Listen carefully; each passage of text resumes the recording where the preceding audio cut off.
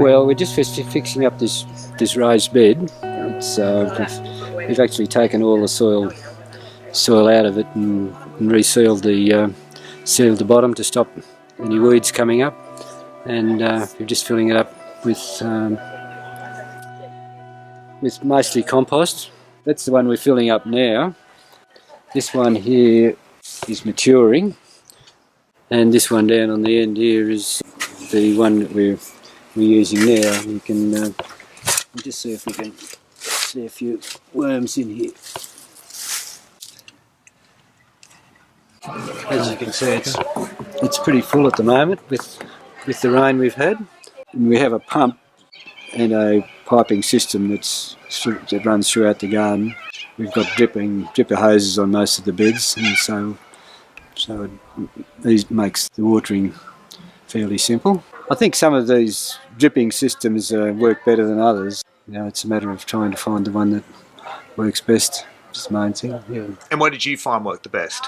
The ones that tend to bleed, they're porous hoses that tend to the water just oozes out through the hose itself, and it's very slow, but it seems to distribute the water fairly well. Mm.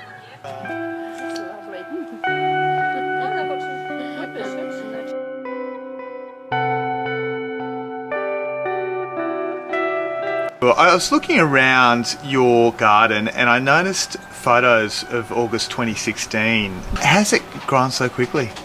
Just a lot of work. The front garden was established, and I think it was in the homegrown garden tour probably about 5 years ago. Out the back is just, quite a bit of hard work and lots of mulch. And I noticed a lot of varieties of things. What's the thinking behind that?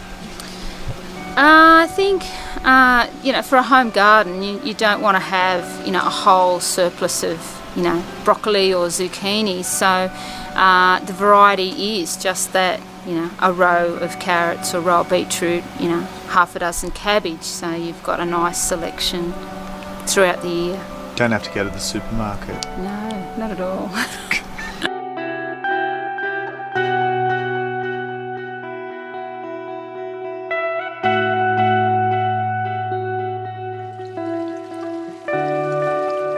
We moved in here in 1986, so 30 years ago, and it was just a very large, neglected yard, basically grass and a few old willow trees and a lot of rubbish.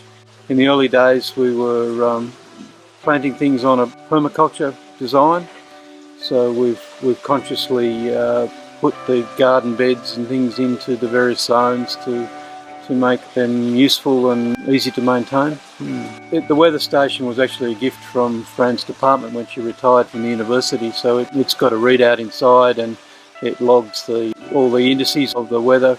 Mostly it keeps track of rainfall for us and humidity and that sort of thing.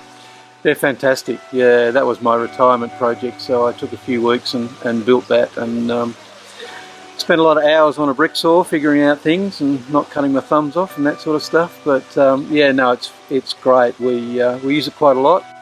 Wonderful for entertaining. It turns out a pizza in about a minute. You get it up to a pizza temperature, and then you can cook breads and do roasts. And when it's cooled down sufficiently, we use it for trays of quinces and that sort of thing to roast them for making quince paste.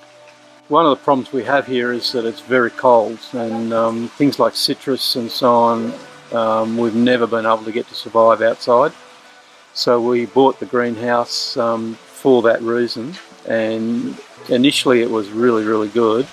It's polycarbonate with like a cardboard construction, so it insulates really well.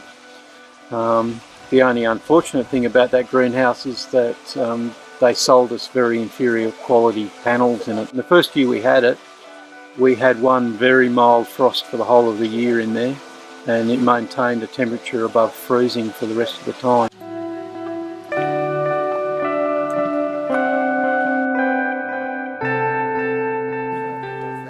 Gilbert, thanks for being part of the Homegrown Garden Tour. You've got a lot of varieties of food. Can you grow most of your food from the garden? Yeah. Currently we are growing mainly Asian type vegetable, and one thing is they are difficult to get it in Armidale. Something like snake beans is you don't get it, and they are, even if you get it, they are very expensive, anything about $16 per kilo. So we grow most of the Asian vegetable, and then what we do, whatever extra we have, we tend to freeze it or prepare in such a way that we can use it later. Most of the chilies we freeze them and keep them throughout the year, and sweet chilies and normal chilies. Some of the tomatoes we freeze them because if we use them in curry, like Roma tomatoes, which is a little bit sour taste, so we use it in fish curries.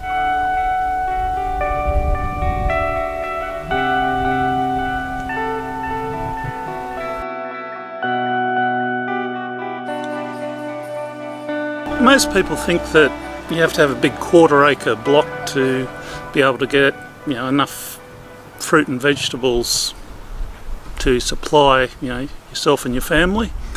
That can take a lot of maintenance, particularly a lot of people are so time poor these days. So essentially what I've been trying to do is show how in a pretty small area it can be very, very productive if you make use of things like vertical space, and I grow the more productive types of plants, things like lots of cherry tomatoes, things like that. And another thing is make sure you stagger your planting so that you've got, you don't have a big glut of things, you just got a constant supply.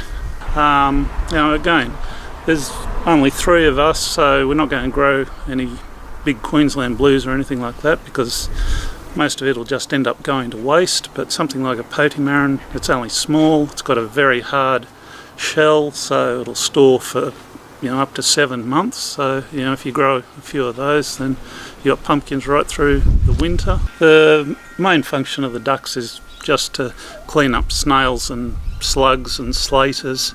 They just do an incredible job, and the only thing they'll really massacre is lettuce. They won't touch anything else, so we grow lettuce in raised beds so that they can't get at it, and they're great pest controllers. And do you let the chickens out to the greater garden? No.